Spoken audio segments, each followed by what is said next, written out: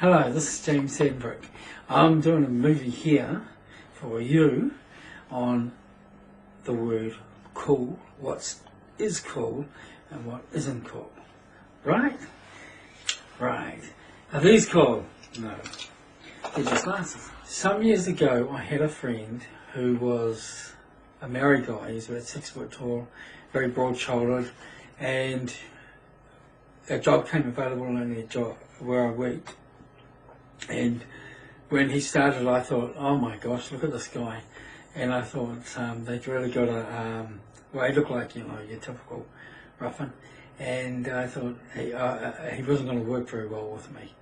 And I knew he and I had to work together. So I was quite thrown back by this.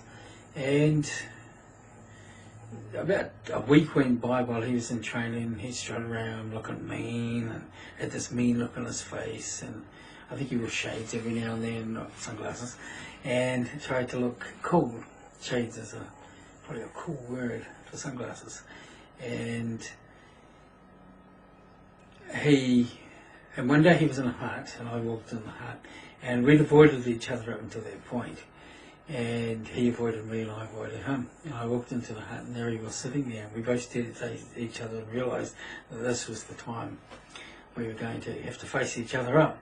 So I looked at him, and the first thing that came to mind was I just looked at him and said, why do you walk around like that, looking so mean and trying to look so tough? And when I said it to him, I don't know why I said it, and because I was brought up with a lot of people like that, and in this particular case, when I said it, he took one look at me and burst into laughter. He just laughed and laughed and laughed. And I burst into laughter because he was laughing, and I said, why are you laughing? And he just cracked up and he said, look, I'm only doing this because this is what we all do. This is what married guys do. You have to do it. You have to be tough. You have to be staunch. It's an act. And I said, wow. And he said, really? He just opened up and told me, And from then on, a great relationship bloomed. And we used to go out together. He'd come up to my mother's house where I was living and pick me up and take me out to places with him and his mates. And I made a lot of friends through this guy. And his name was Torrance, and he was a really nice guy, a bit loose in attitude, but he was a fun person, and I never ever really had any problems with him at all. And for as cool as he acted and the things he did, sadly he died at the age of about 22, I think it was, or 21, of lung cancer. He smoked cigarettes, like I did back then, and that was an example of how a person fakes coolness. Shades don't what you call glasses. The word shades don't what you call signs and stuff like that you make when you meet people. If you get a car, a young guy, and you get a car, and you see it all around Tokoroa, so a guy in his middle age hooning around Tokoroa in a Mercedes convertible, trying to look as cool as he could, strutting around like this, looking really mean. And a car does not make you special. Shades, glasses do not make you special. Clothes don't make you special. They make you feel good on the outside. But I have a saying that if you don't fix a person on the inside, it's like a house. You get the house and you strip off all the paint on the outside, sand it all down, clean it, paint it, and wow, it's great on the outside. But if you don't fix the inside of the house, then that house is still the same house. Eventually the inside's going to rot out, and that house is going to collapse inwards. So when you fix up a house, you have to fix it all up. Probably start from the inside out.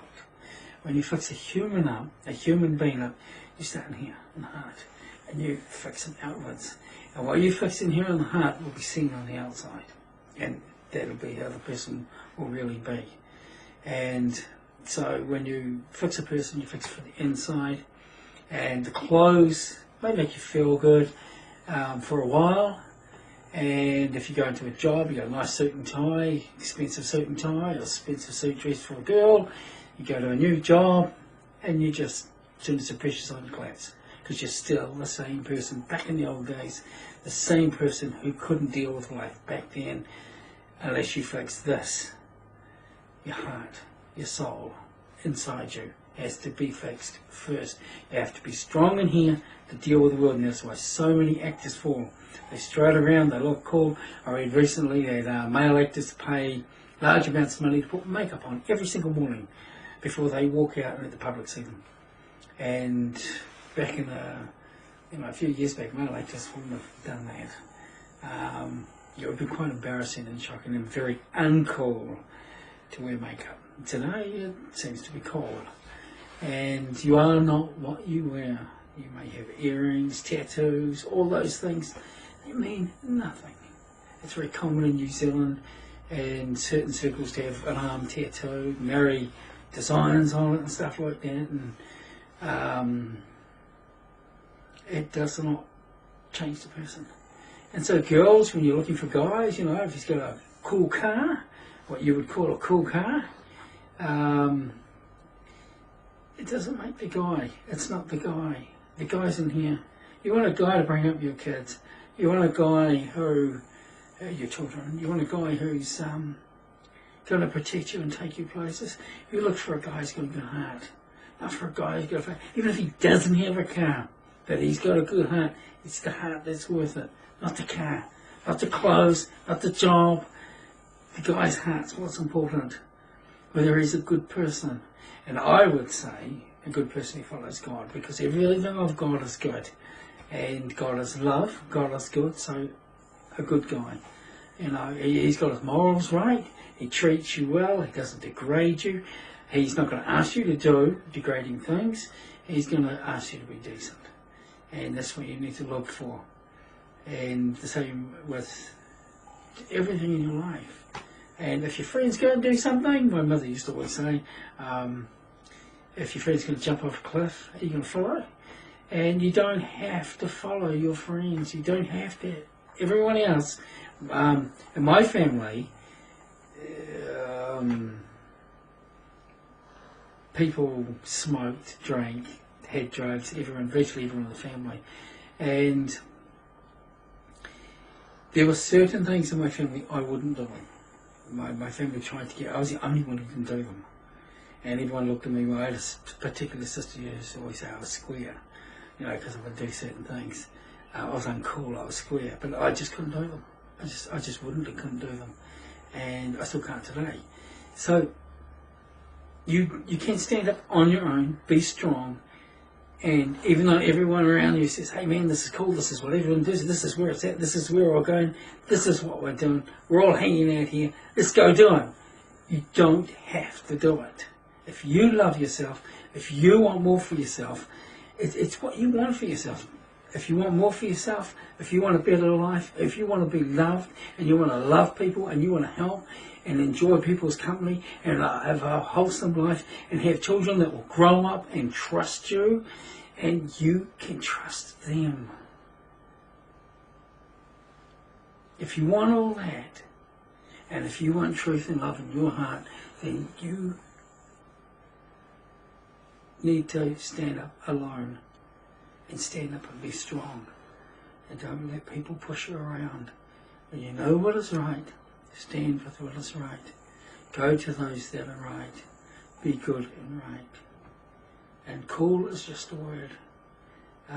We've all been guilty of it. I've been guilty of it in periods of times in my life where I thought when I saw a female I might have showed off to her. When I had a car I might have dropped a wheelie or something to impress a female.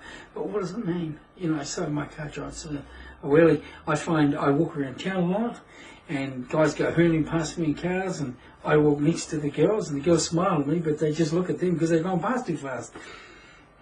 It's an example.